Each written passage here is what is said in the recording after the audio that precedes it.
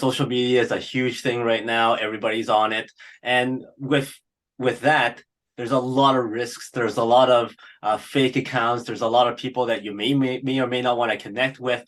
How does one identify those situations? Like, for instance, how do I know that this person I'm talking to is a bot? How do I know that this person that I'm talking to may not actually be a genuine person or somebody who actually is named that person that's on their social media?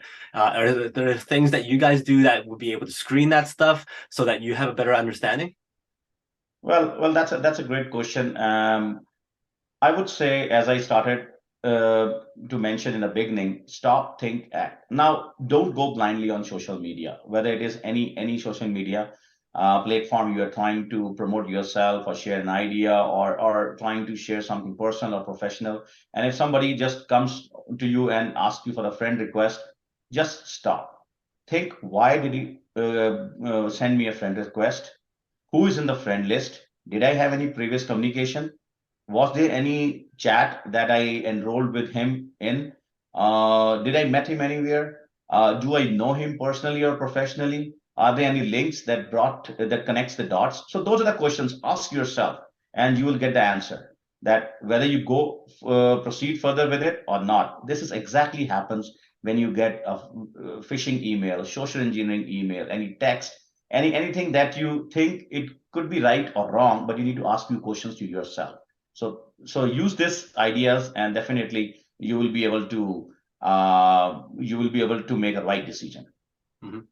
For a person who's an expert in cybersecurity, how much engagement do you have on your social media?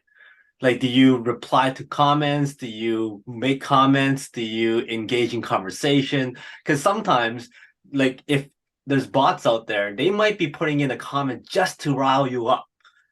So the thing is, you don't want to ignore the real people who is actually talking to you because you want to build that relationship. Where's that line of how much engagement that you put into your social media? Again, it's a very tricky question, and it's a very tricky situation.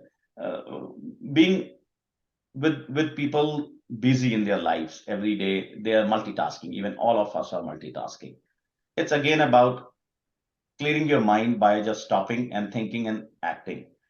Yes, I involved with social media. I share knowledge. I create polls on the professional social media platforms also, and I get into conversations that brings value to the audience and to myself.